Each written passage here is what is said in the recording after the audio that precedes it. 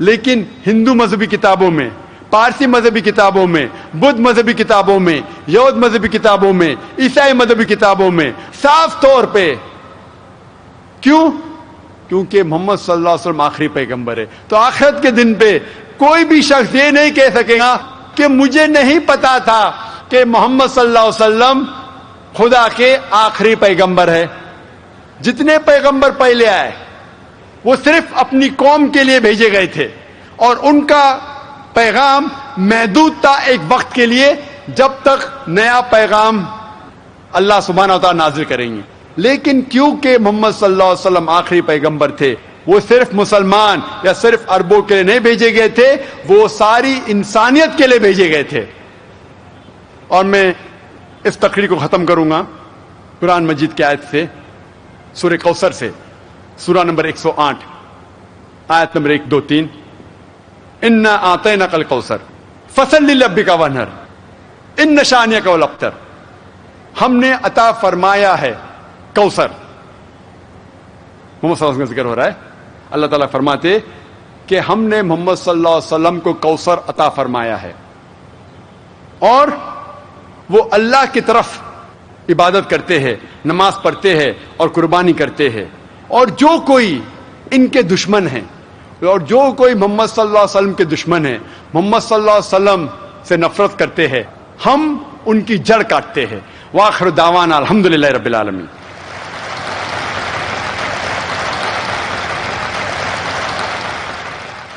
جزاک اللہ. اب ہمارا دلچسپ سیشن شروع ہو رہا ہے. ڈاکٹر ذاکر نائک صاحب ذکر کر رہے تھے محمد صلی اللہ علیہ وسلم کا ذکر مختلف مذہبی کتابوں میں. علامہ اقبال فرماتے ہیں کہ محمد صلی اللہ علیہ وسلم کا ذکر کہاں کہاں ہوتا ہے.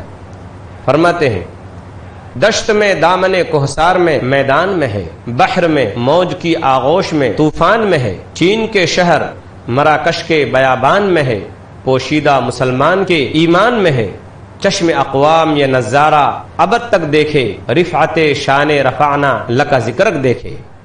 اب ہمارا جیسا کہ میں نے ابھی عرض کیا انتہائی دلچسپ، انتہائی عمدہ سیشن شروع ہو رہا ہے.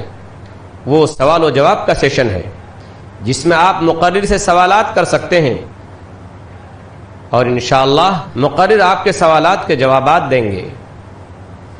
اس سوال و جواب کے سیشن کو کامیاب اور دلچسپ بنانے کے لیے چند اصول و ضوابط رکھے گئے ہیں جن کا ہمیں خیال رکھنا ہوگا. سب سے پہلی چیز یہ ہے کہ سوال کرنے والا اپنا نام اور پروفیشن بتائے. دوسری چیز، سوال کرنے میں غیر مسلم بھائیوں کو پہلے موقع دیا جائے گا. اس بات کو پھر نوٹ کریں آج کے اس سیشن میں خاص طور پر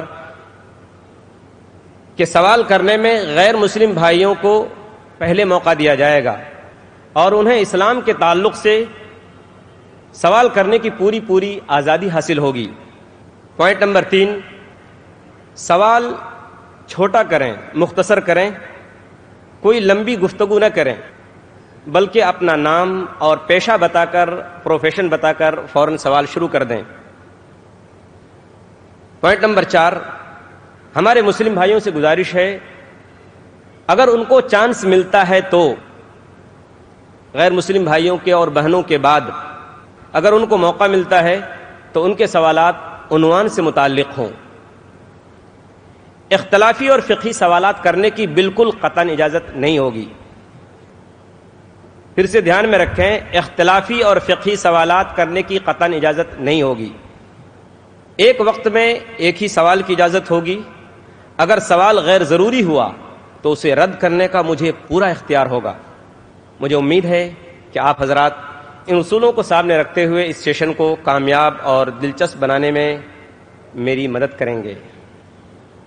آج کے اس سیشن میں 3 مائک کا انتظام کیا گیا ہے. مائک نمبر 1 خواتین یعنی بہنوں کی طرف ہے، مائک نمبر 2 سینٹر مرکز میں بیچ میں رکھا ہوا ہے، اور مائک نمبر 3 میرے بائیں جانب رکھا ہوا ہے.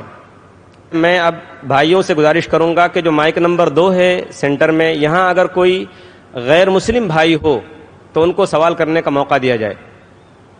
جی بھائی، مائک نمبر 2 سے سوال کر سکتے ہیں. میرا نام امر دت ہے اور میں نے اس رمضان میں اسلام قبول کیا ہے. میں آپ کا بہت بڑا فین ہوں اور میں نے اسلام سچی نیت اور دل سے کیا ہے. میرا سوال یہ ہے ذاکر بھائی کہ اسلام قبول کرنے کے لیے ختنہ کرانا ضروری ہے یا نہیں؟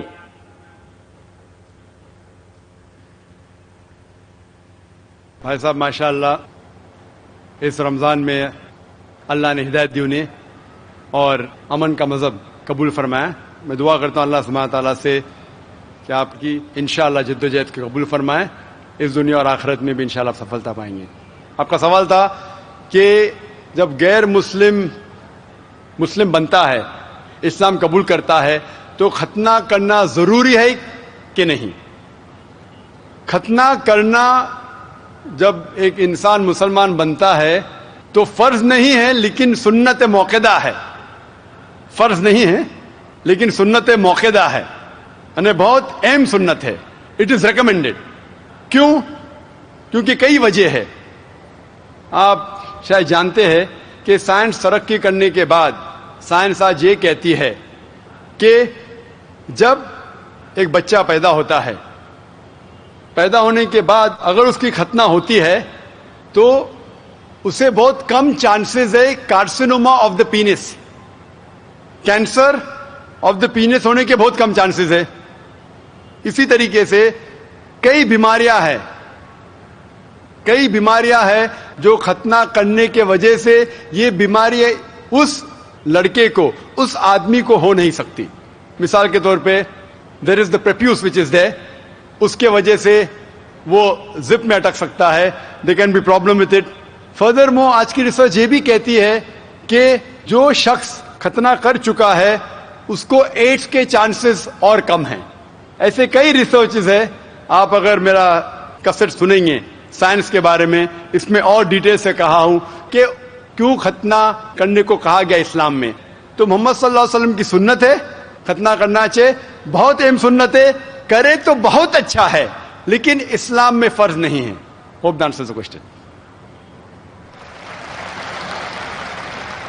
مائک نمبر 3 میں اگر کوئی سوال ہو تو کر سکتے ہیں. جی برادر. السلام علیکم. ڈاکٹر ذاکر نائک صاحب، میرا نام نیلیش آمبور ہے، میں اورنگ آباد سے آیا ہوں.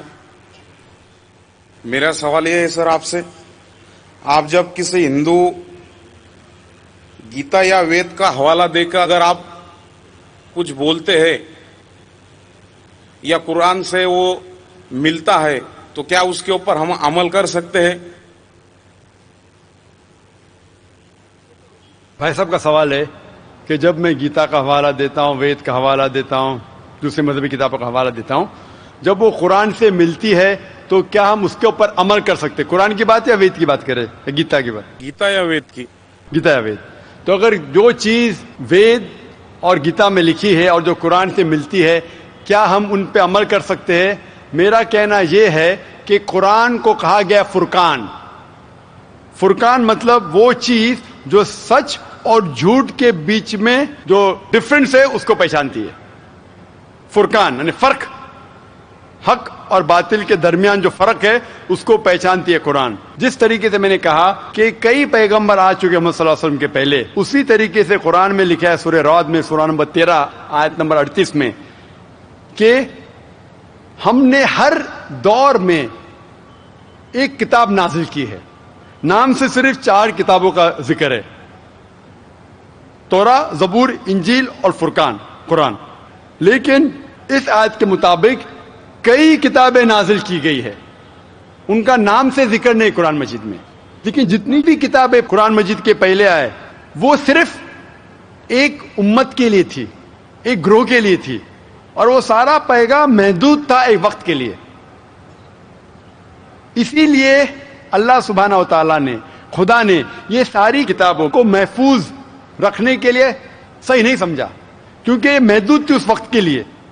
اسی لیے یہ جتنی کتاب پہلے نازل ہوئی وہ محفوظ نہیں ہے، نہ اس کی ضرورت ہے. لیکن کیونکہ قرآن مجید آخری کلام ہے اللہ سبحانہ و تعالیٰ کا. اسی لیے اللہ سبحانہ و تعالیٰ خود کہتے ہیں سورہ